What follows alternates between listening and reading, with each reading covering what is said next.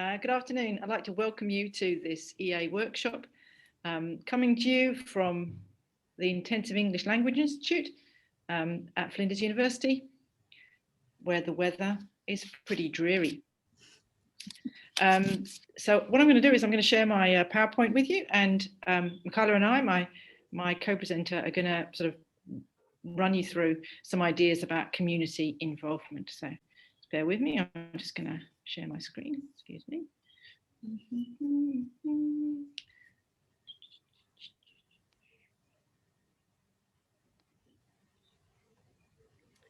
All right, I hope you can all see that. Good afternoon again.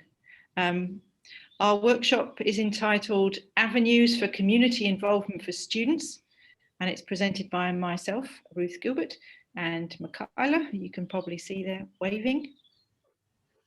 There. And we're coming to you from ILI, as I said before. Okay.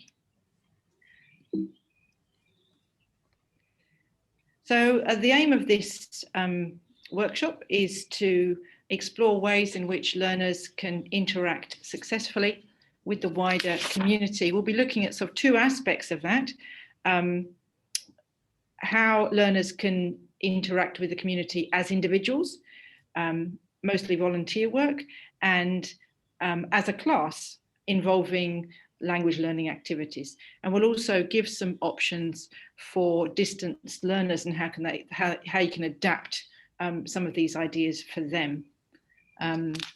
Obviously, here at ILI, we have hybrid classes. We're half face-to-face and half online. And a lot of these activities that we're going to discuss obviously are based on the idea that students are either in Australia or relatively able to freely access things in their own country. But of course, you know, adaptation is the name of the game these days. So let's begin just by giving you a bit of information about ourselves. Michaela, if you'd like to say something about yourself. Yes, hi everyone. My name is Michaela Nelson. I've had 22 years so far in international student education and English language learning. 18 of those years I've been at ILI in lots of different roles. I've been as a teacher in EAP and business English, also teaching in study tours, a program coordinator, admissions and enrolment, and much more recently student services and student welfare. So my current position at ILI is the Student Services and Welfare Manager.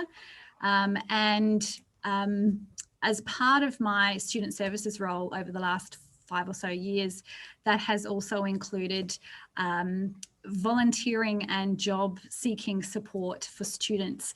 So that's where a lot of my experience and information comes from today, from that role that I played in assisting students in finding volunteer opportunities.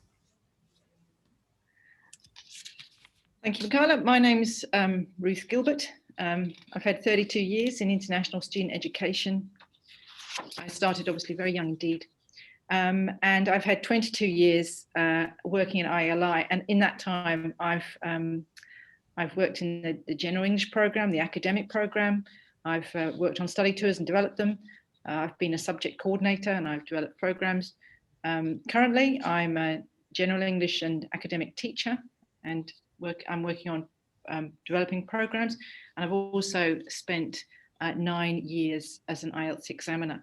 So where Michaela's coming at it more from a student services and welfare manager point of view, particularly in volunteering, I'm coming at it more in terms of language learning and how some of these community activities can be incorporated into the class.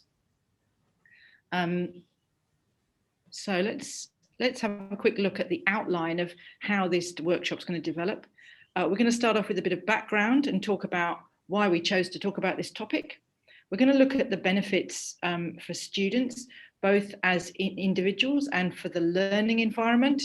And then we'll give some examples of activities. Now, between us, we've done a lot of different activities, and we've got a lot of different materials. So we're going to focus on just a few, just to give you an idea of how it can be done. At the end, we'll give our email addresses, and if you have any more queries or you want some more information about what we've done, then you can always contact us.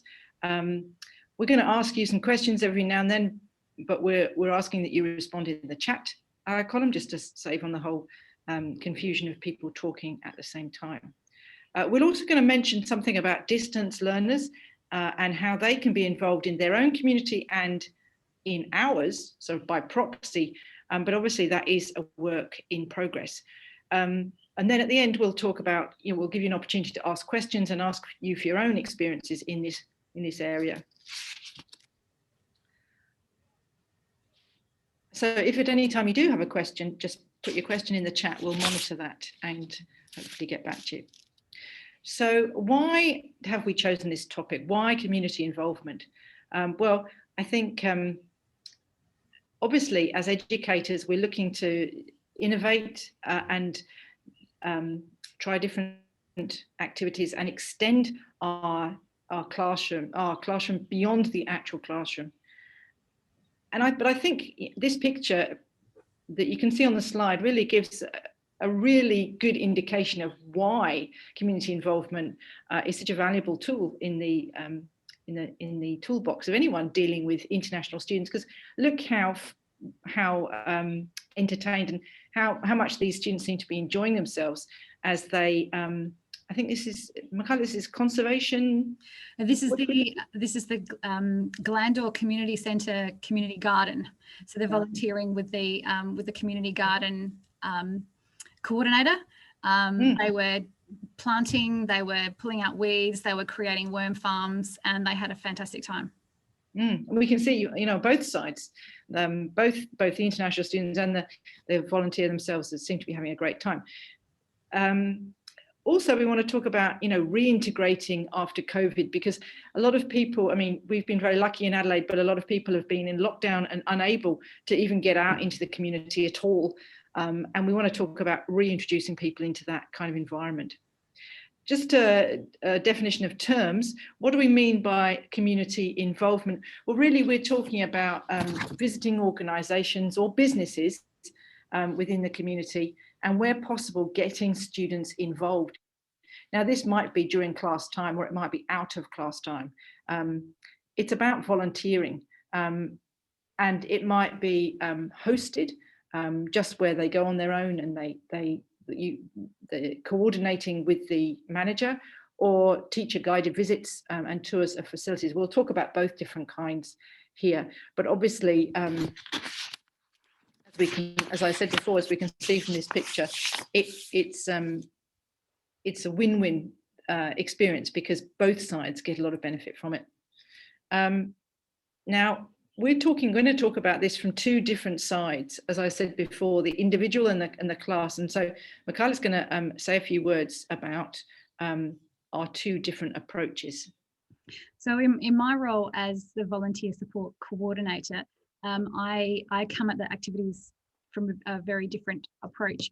So because a lot of the students are engaging on an extracurricular level, where they're joining these activities outside of class or over and above class, I have to be very concise or precise in the way that I structure the activities. I have a little bit less opportunity to prepare and brief the students on the visit, and a little bit less opportunity to debrief afterwards.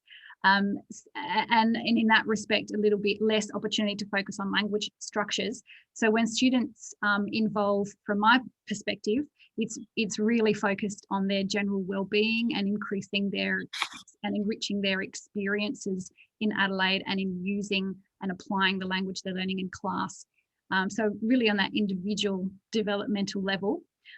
Whereas for Ruth as a class teacher, she has the opportunity then to work language structures and curriculum goals into the activities, as well as opportunity for preparing the students in class and doing introductory activities, as well as debriefing and getting feedback, detailed feedback on the activity after. So I think we wanted the information that we give today, I think, even though we're coming at it from two different approaches, we're hoping that we can inspire you on many different levels to take some of our success stories and incorporate them into your interactions with students as well, and hopefully inspire you to get them out into the community more. Okay, so we're going to look now at the benefits for students of interacting with the community, and we'd like to throw out a question to you to get you a little bit more invested in the topic. So we'd like to ask you to put your answers into the chat field. What are the benefits of community involvement for both individual students as well as the classroom environment? So if you could just type whatever answers come to mind into the chat field.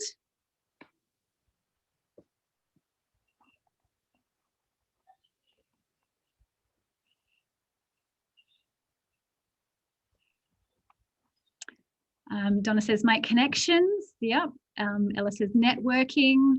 Can hear Susanna says sorry, make connections, and Donna says you can hear natural English. Making new friends, feeling connected to the community. Definitely great answers. Giving something back, definitely. Just give you a few more seconds in case you can think of anything more. A sense of purpose. Yep. Self-satisfaction and feeling rewarded. Doing something other than study, I think. Yeah, thanks, Donna. Okay, fantastic. Thanks for your contributions, everyone. They're all really great answers, and a lot of them I'm going to cover in my points as well. But if you could go to the next slide, please, Ruth. So in general, community involvement for students at an individual level has a wealth of benefits for both language learning and the well-being of the students. So firstly, language application and enrichment. So they've got opportunities to try lots of different things, real life experiences outside of the class that they otherwise wouldn't get to experience. It gives them opportunity to experiment and develop their language skills. They're talking with lots of different people, different new groups of people that they might not ordinarily mix with, different ages, different backgrounds. So that's all really positive for the language learning. Also, volunteering or community participation is a lot less stressful for students than getting a part-time job to practice your English. So I always recommend that students think about community participation or volunteering as a way to extend their language practice rather than getting a part-time job. People that are, when they're involved in community participation, the people that they're working alongside are like-minded and are usually very, very welcoming and friendly, and they're really happy for the students to be participating and giving their time. So that's a really friendly and welcoming and relatively stress-free environment for the students to be experimenting and using their language skills. And that's quite a different environment for using their English when they've got a job and the responsibilities that come from part-time work. Secondly, community connections is really important for students. This is a vital part of them being able to adjust successfully to the local community and environment. It helps to prevent or to overcome feelings of culture shock, and really importantly promotes a sense of belonging, which is really essential to general well-being and good mental health. So that's really important. And in that way, it can also help to promote help-seeking behaviour. So students become more familiar with support services that are in the community and are hopefully then more likely to seek out or reach out to those support services if they ever need to. Thirdly, it helps to facilitate cultural understanding. I think that's quite obvious. They're out and about in the community and learning more about Australians and Australian social systems and businesses. A lot of questions come up. Students might hear phrases or slang, or they might notice certain ways that people respond or behave, and that can raise some really interesting questions and present really interesting learning points for students. Also, they get a lot of professional or industry exposure and sometimes experience, depending on the activity. This is really beneficial for students because they might be highly trained professionals in their home country, but their skills might not necessarily be recognised in Australia, but they're wanting to enter their professional field. And community involvement or volunteering often gives them a really good opportunity to not necessarily be doing their professional work, but to be exposed to businesses within that industry.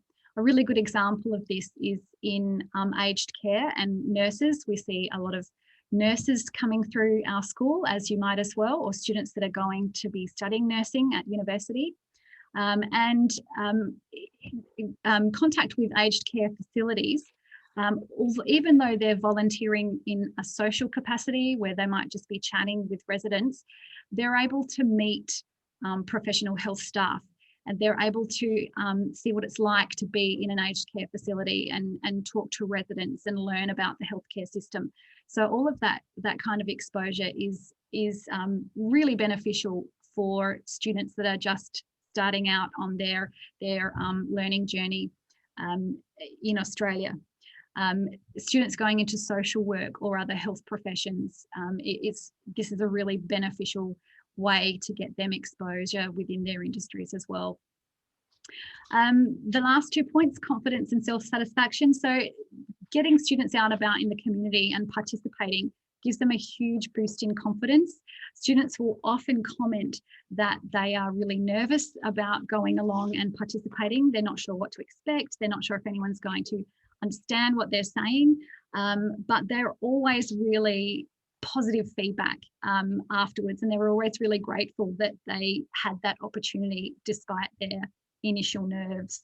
And it gives them a great sense of self-achievement and boosts their confidence, which gives them higher levels of self-satisfaction. And that actually feeds back into to motivating them to put more energy into their learning. And it also motivates them to get out into the community more and more as well and find out about what's out there. So lots and lots of benefits for the students at an individual level. And I'll hand over to Ruth again now. She's going to talk about the benefits for the classroom.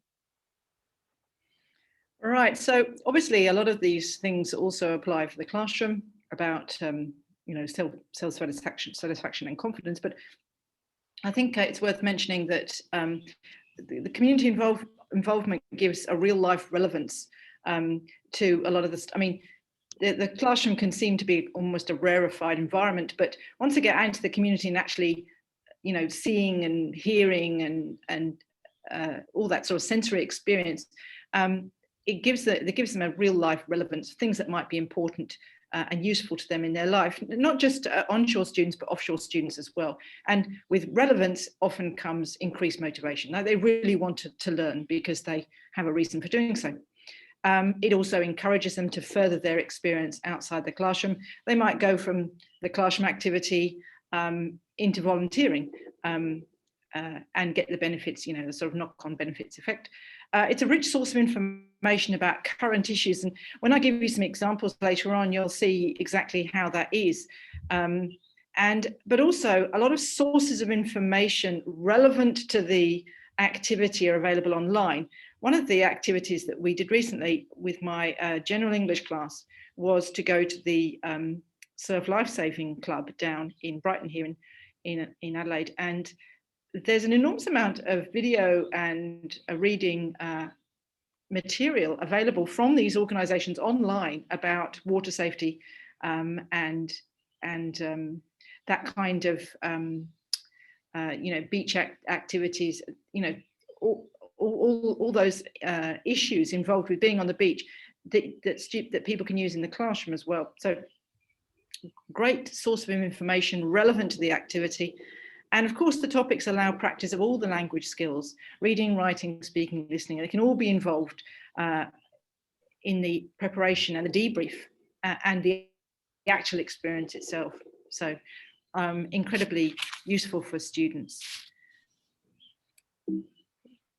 So I think Michaela's going to give a bit of a quick overview of some of the kind of thing we're talking about. Thanks, Ruth. So as Ruth mentioned before, we've got a wealth of experience in involving students in the community, many years of trials of different types of visits. And we've arranged them into 4 broad categories of aged care, culture, conservation, and social welfare and wellbeing. So we've identified these 4 areas that are most successful and useful and beneficial to focus on. Obviously, there's a lot that's there. So we're not going to talk about all of these today, but we wanted to give you some examples of places that worked really well for us, and perhaps encourage you to explore those organisations or that style of organisation. If anyone has any questions about those places or any of the places that they see listed there and our experience with them, then we're more than happy to answer any questions that you might have. Thanks, Ruth. Moving on.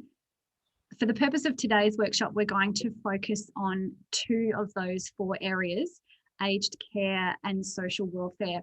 And we chose those 2 because they have been the most successful visits. So they're the most rewarding and successful activities that we have found. So we're going to focus on those areas. And as we explain, or as we explain the activities that we've experienced in those areas, we're going to look at the type of activity, how we organised it, and as well as some of the pros and cons, some of the benefits as well as the challenges that we found. Thanks, Ruth. Can you just explain what that picture is showing? Yes.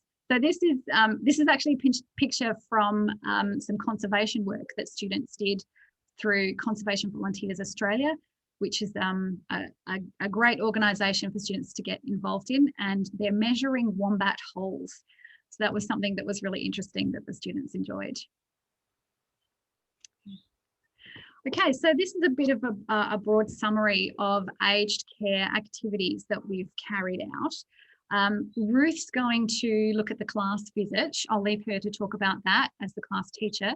The types of activities that I've done over the years with students that have been really successful. We've had small group visits of 1 to 2 hours. We've had individual visits and usually a maximum of 1 hour for those. So I'm going to talk a little bit more about the small group visits and the individual visits. And the last category there is where individuals can register as official volunteers. Just a quick note about that. It's incredibly rewarding for students to do, but it can be limited in that it requires usually requires at least a 6-month minimum commitment. So sometimes students aren't in a position to commit to that length of time.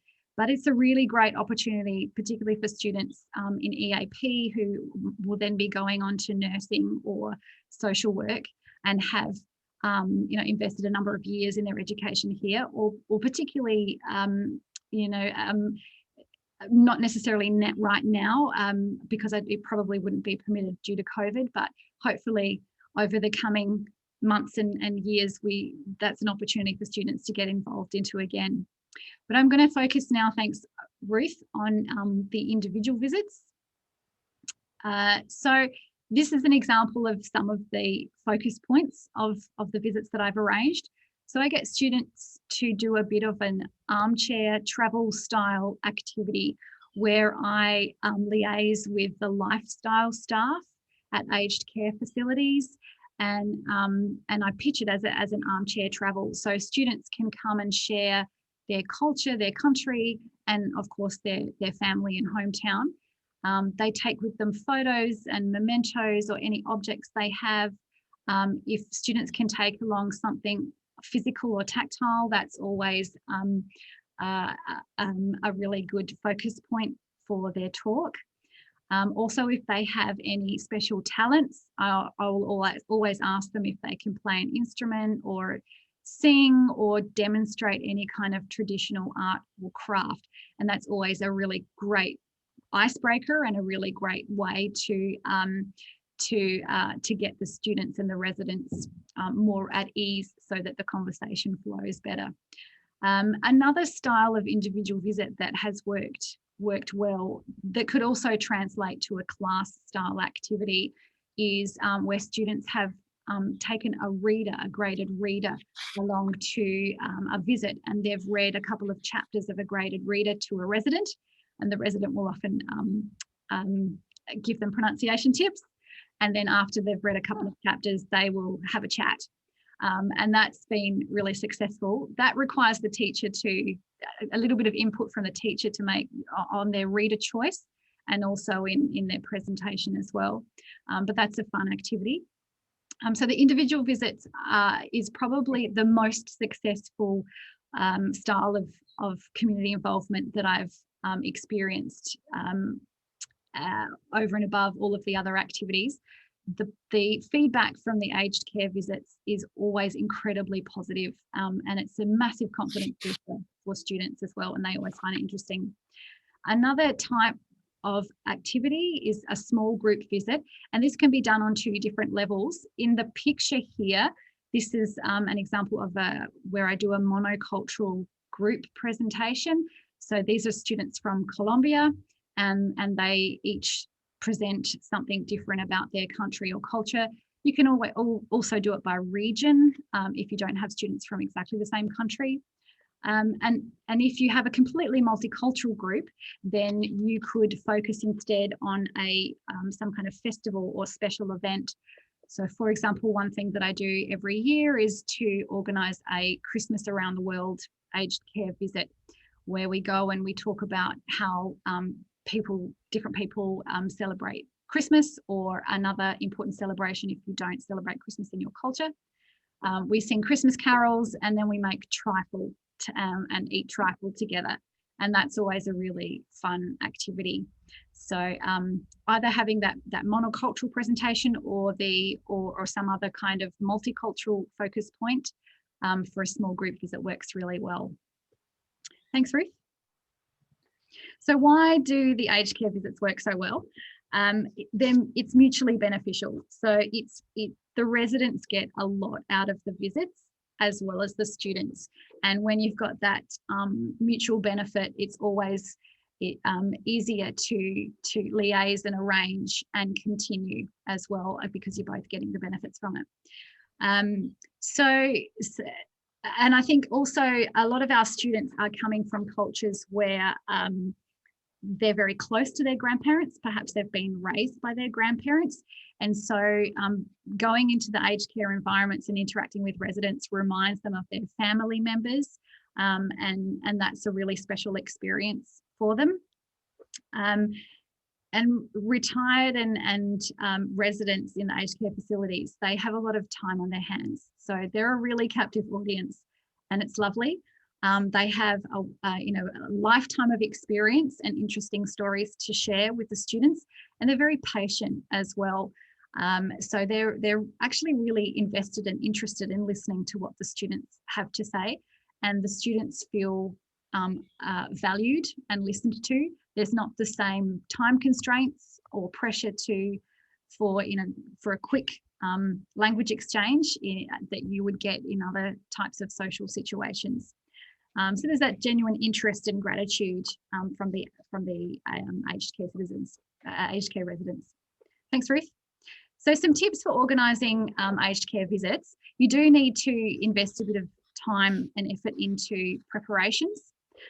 It's really important that you have some kind of focus point for your activity, and that is made clear to the students, and it's also made clear to the host as well.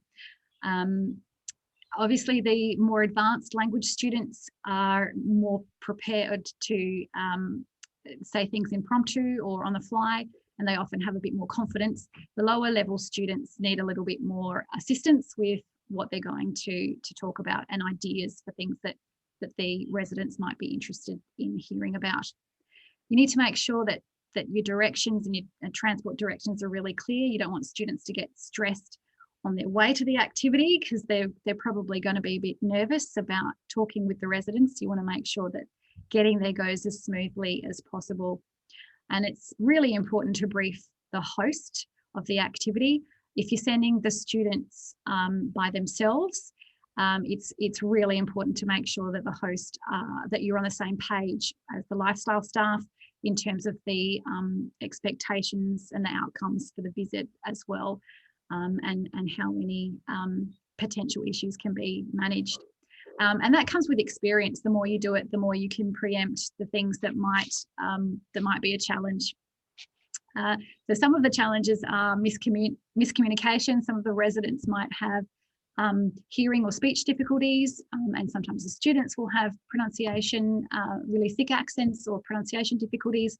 That can make it a little bit tricky. So it is important to have a host for the activities so that those miscommunications can be smoothed over or moved on from. Problems can arise if there's no host, or if the host doesn't facilitate the activity sufficiently. And sometimes student confidence gets in the way a little bit, or they're a little bit shy to participate, and they need a little bit of extra encouragement to get more out of the activity. But overall, the aged care visits are hugely successful. I'll hand it over to Ruth now to talk about how she arranged the class visit. All right, so I'm going to talk about an activity we did with the aged care visit. Obviously, there's so many different things that you can do with it. I'll just give you one example. I'm sure you can come up with some more examples yourself. We had a look at the interview about the resident's life. And so we covered question forms, interview skills. We looked at follow-up questions and checking for meaning. We did a whole thing on the past tense, the present tense. We looked at listening skills and the language of reflection when students thought back onto their experience and commented on whether it met their expectations, and summarising when they exchanged their information later on. And the way that we practiced all these skills just with the visit was with a step-by-step approach. I'm just going to run through it quite quickly with you now. So step one, they reflected on changes that had happened in their own country since their grandparents were their own age, and completed a chart examining a whole variety of different topics. Obviously, you could zone in on whatever interested you most, or look at all of them. Clothing, technology, housing, transport, food, always a winner. I'm sure everyone would agree with that. Access to information, and even politics. And then they discuss and compare with someone from another country, ideally, or even with someone from their own country. Again, this is something we can do online, on Zoom, no problem whatsoever. Step two, they had a look at the areas they were interested in and came up with a list of questions to ask the residents. And then they had a practice, either at home or with a partner, focusing on the grammar of question forms, body language, asking follow-up questions and asking for repetition and clarification. And of course, keyword stress, all those facets of pronunciation to make their information as clear as possible. So this is all before they actually get to the facility. And then step three, they visit the aged care facility. They're paired up with a resident or in a group of three, and they ask their questions and make a note of replies. They need to make a note because they're going to discuss all that information later on. And then step four, they reflect when they've come back, the next lesson, they reflect on their experience. They can exchange information or present that information, explaining what they've learned, how this matches with the situation in their own country, and what challenges they experienced. So obviously you can manipulate all that kind of those activities to suit whatever aim you have. If you had an academic class, you could do it as with, for example, students who are going on to study social work or nursing, because it would work quite well with that kind of topic. Why does it work so well? Well, it really does work well, and there's lots of reasons why. Some of these are the same reasons that Michaela was talking about early on. There's real interaction because often the residents are just as interested in the student as the student is in the resident. And one question leads to another question and vice versa. So residents often enjoy the opportunity to talk about themselves. I think probably most people do. And again, they have plenty of time to do so. It's one-on-one. No one's giving them a scorecard, or the student usually doesn't feel judged. Sometimes the resident has language difficulties of their own. So it is equal playing ground, really. And it's interesting for the student and the resident. And it's real life experience to try out a variety of grammar structures with no one, pointing the finger and telling you you've made a mistake. Although sometimes the residents, can be very helpful in that regard, but very, very successful. There are some challenges. Experiences of students may vary depending on how forthcoming the resident may be. So, some residents have got plenty to say, some are very monosyllabic. Difficulties in comprehension, different accents, hearing problems. There's problems for offshore students. They can get a tour of the aged care facility by zooming in with the teacher on their phone, on the teacher's phone, that is, but they won't get the one-on-one experience unless you organise it very carefully, which you could do with an iPad. Like if you had there are ways of organising that, which you could consider. The other thing is transport and accessibility. You may have to hire a bus. It may not be cheap. So that's something to consider. I think I'm going to hand over to Michaela now. She's going to have a word about social welfare, our other example. Thanks, Ruth. So here's a bit of a summary of some of the things that we've tried and have been most successful, and the different types of activities that the students have done within those organisations. Just to give you a bit of a snapshot, here is a photo of students doing the Red Shield Appeal. So we've done the Red Shield Appeal about 5 years or so with students. We were unable to do it last year because of COVID. This year we're doing it digitally. It doesn't have quite the same effect, but we're still involved. Door knocking during the Red Shield Appeal was incredibly nerve-wracking for students, but again, a huge confidence booster. They really get a kick out of and a sense of accomplishment out of door knocking when they didn't think that was something that they would cope with, particularly for the lower level students, but they give it a go and they do really well, and people generally are very kind and welcoming. Okay, thanks, Ruth. So there's a full range of social welfare activities that we've involved students in over the years, and obviously the area of social welfare lends itself very well to volunteering, and there's a lot that is available and that students can get involved with. Why it works so well, I guess it's a really good opportunity for students to find out about what support services are available in the community, and that is something that often interests the students. Students also really enjoy finding out about the social systems in Australia and comparing those with that in their own country. So they generally find it really interesting to find out about these organisations. And these organisations are usually very welcoming. They're working alongside other volunteers, so they're very appreciative of the students coming in to help out. And also it helps from the organisation's point of view, it helps to raise awareness, which is usually one of their goals. So there's that, again, that mutually beneficial element to it. Some tips for organising these types of activities.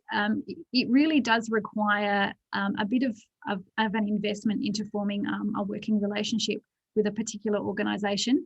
You will find generally advertised opportunities that you can seize and then liaise with the staff and mould into something that works for both the students and the organisation.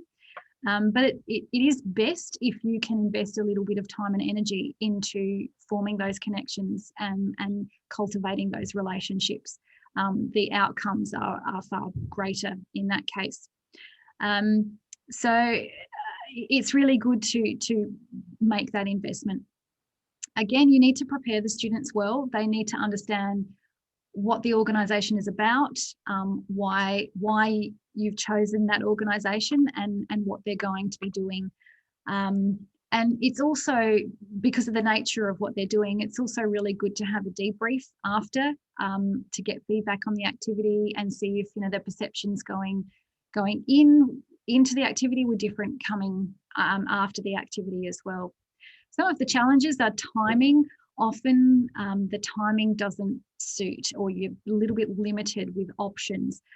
Students have to attend class, and that's often the times when these activities are able to take place. So it can be a little bit limiting. Obviously, resources, as I said, it's best if you can have a little bit of energy and investment into organising and fostering the working relationships. Sometimes students don't necessarily see the point of the activity, and so that's why it's really important as part of the preparation to make sure you take the time to get the students to understand the benefit of the activity and what that organisation is about.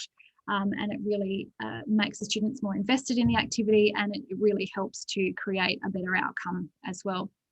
And just to explain the picture here, so this is Meals on Wheels. So our students have been involved with going on Meals on Wheels placements for a number of years, and they usually have a really great time doing that. They'll assist in the kitchens, and then they'll also go on delivery. And it's doing the two activities together that make a difference. Going out on delivery, they get an opportunity to meet a lot more people that way and practice their English. But Meals on Wheels, obviously during COVID, that's a little bit more of an activity that's difficult to organise, but hopefully moving forward, you might like to consider some Meals on Wheels placements for students. Thanks, Ruth. Back over to you. Yeah, so I'm just going to quickly run through our class visit to FOODBANK.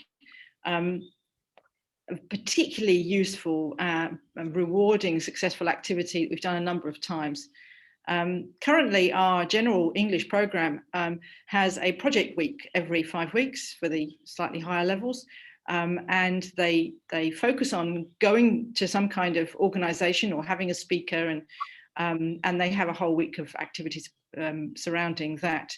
And FOODBANK is definitely one of those activities that we will be continuing with. Here's some language aims that we've aimed towards. We're looking at the language of persuasion, giving information and checking for understanding, stress, pausing and timing when giving a speech, question forms, listening skills, and picking up on key words, and then again the language of reflection.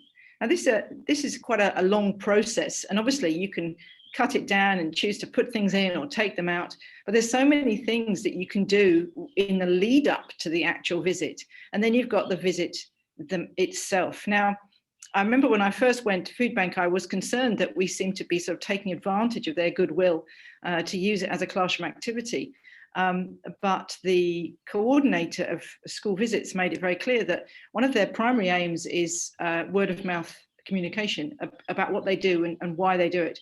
And as a result of our visits to FOODBANK, not only did the whole of the staff of ILI go down there and help out for a whole morning volunteering, but also in a community that I'm involved in, we did a massive milk drive and we delivered them a whole lot of free milk. So it does have a kind of knock-on effect.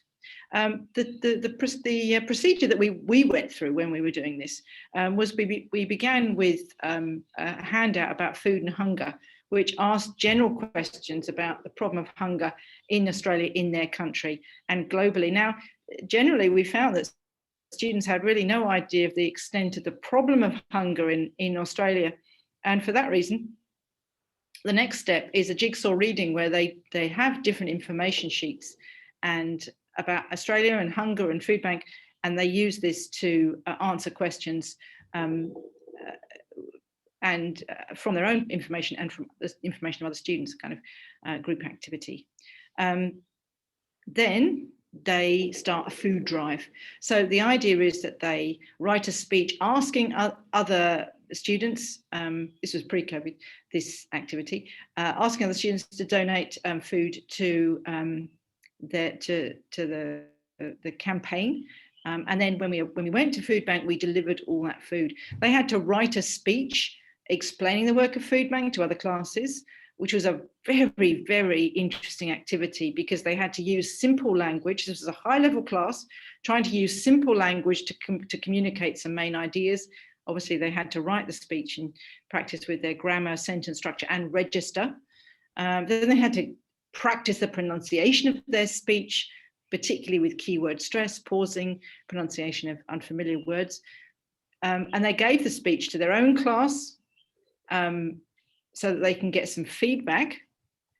And then they gave their speech to other classes, which students were very stressed about, and again, very rewarded when they successfully managed it, to encourage students to give food or make an online pledge.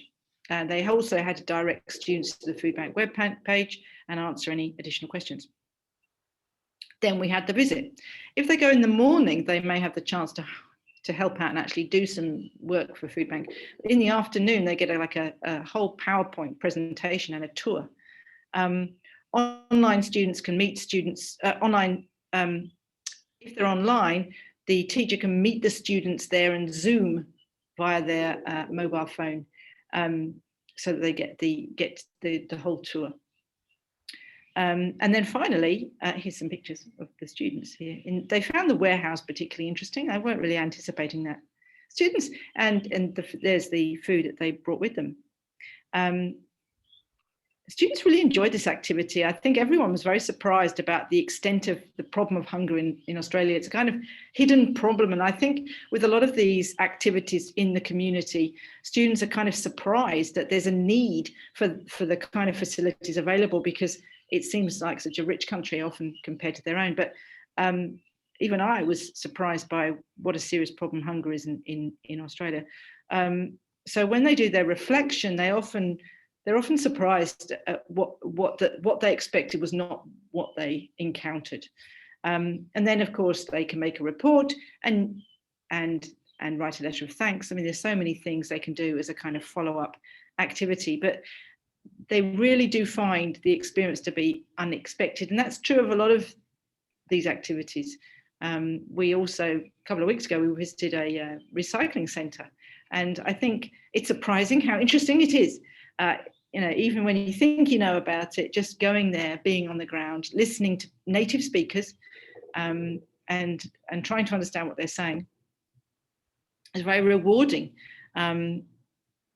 Why does it work so well? Well, as I said, it reveals a hidden side of Australian society. And it gives information about food assistance, which students may find very useful, especially in these COVID times, because they may need food assistance and they can learn how to get it. They have interaction with a native speaker who gives them the talk. Provides surprising and interesting information, it should say there.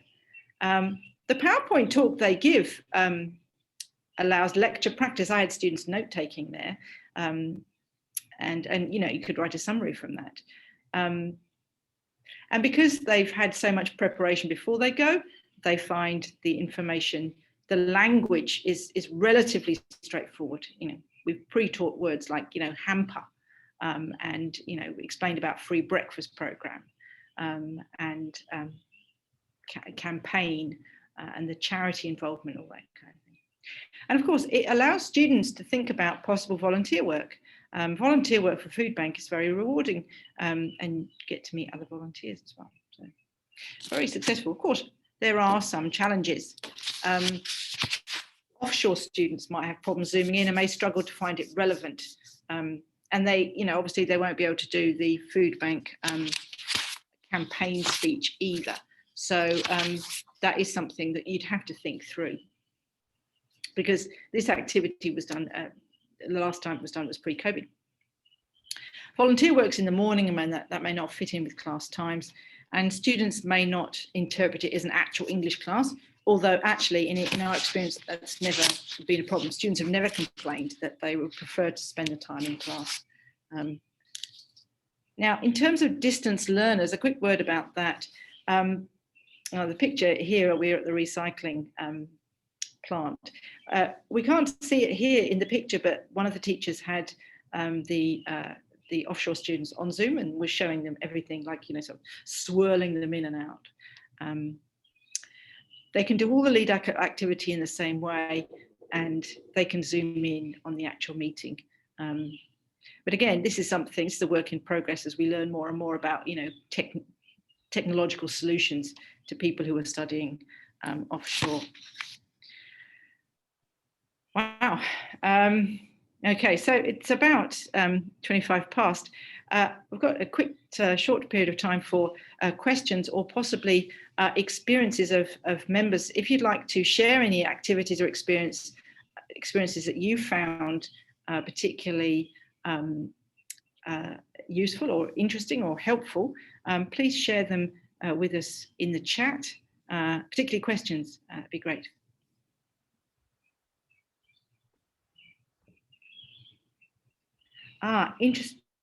Questions about issues regarding insurance.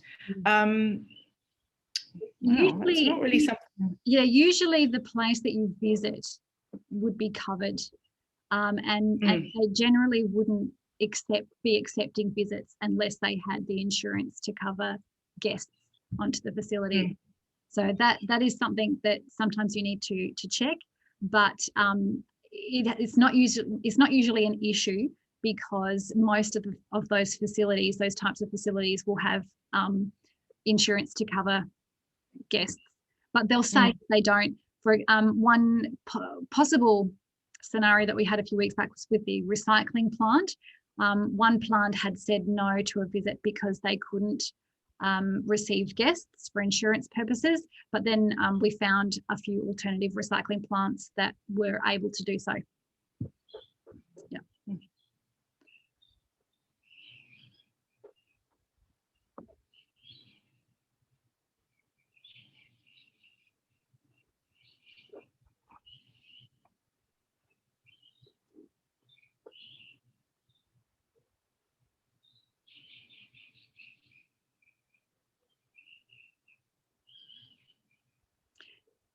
Yeah, certainly. We visited, I think the plant that we went to was Recycling SA. So that was a local place that's very close to Flinders University, and they have a couple of plants, and they invited us to their main facility, which I think, Ruth, do you remember? I think maybe that was on Dawes Road. Dawes Road. Dawes Road. Yes, Dawes Road recycling. But if you would like details for any kinds of these places, just send us an email. We'll be finishing with our email address. Just send us an email, and we're happy to furnish you with any details of any places we've visited. Recycling SA was they were great. They were very welcoming of school groups. They were. I just found that really interesting. Yes, I mean, I think another question regarding insurance is possibly when we've often visited primary schools and done presentations to primary schools, and normally sometimes you need some kind of police clearance for that. But again, the school knows all about that kind of thing. They have groups come, for various reasons. So they, just ask them, and if you're concerned, because they will have already thought about that. And most of the organisations that we deal with have volunteers, so they're all over that kind of detail. I think in general things are much trickier now during COVID, particularly with aged care, because obviously hygiene is a top priority and concern. So we'd have to be a little bit more creative at the moment in how we interact with residents, and perhaps that might be through a letter or an email rather than a face-to-face visit. And school visits can be a little more tricky as well, partly because teachers are very busy people, and they might not have time within their curriculum to host visits. And also, generally people do need RAN training and DCSI clearances to be able to go into schools, which can be a little bit problematic. But sometimes you'll be able to strike up a relationship with a teacher that can really see the benefits of international students visiting their classroom, or they might be covering something in the curriculum that's particularly relevant to cultural different cultural backgrounds, and so there are some ways that you can work around it, particularly if you're visiting for just a very short amount of time and teachers are present with the students as well. If you're going to a museum or an art gallery, even if it's free, you usually need to phone ahead and let them know how many people you're coming with. But generally speaking, I think that you've got to think to yourself ahead of time, because it does take a long time to organise these things. People often aren't in the office every day and they don't get back to you immediately. So you've got to give yourself a big lead up to make sure that you can get everything into place by the time you want to visit. It's not a quick thing to organise, is it, Michaela, necessarily? No. So one model that we're working with now is we've just embedded into our general English curriculum a project week component where the students will go out into the community to visit some kind of facility or have a tour or participate. And that's actually part of the general English curriculum on a regular basis. So I work with the teachers to organise those activities, and then the teachers facilitate the activities. So we work together to plan ahead, as Ruth said, because it does work far better, and it's much more it's less stressful for the teachers if you plan ahead and organise those activities with enough time. All right. Well, unless you've got any more outside class hours. Outside class hours. Actually, we've done ours during class hours in terms of classroom visits. Obviously, volunteering as an individual takes place outside class hours, but yes, we do it during the class hours. I mean, we're down at Flinders, which isn't a benefit in some ways, but if you had a school right in the city centre, it'd be much easier and quicker to fit that in. Yeah. So I guess we've done both inside and outside. A lot of what I've organised for students has been outside of class. Sometimes it's on the weekend, and it really depends on what the student is interested in doing and what opportunities are available. So I've been really fortunate in my role in that, for volunteering support coordinator, I've done a lot of work with students beyond the classroom. But I think you can take some tips from what I've found successful, and you can apply that in different ways to the classroom and as a class activity as well. Now, I think our time is up.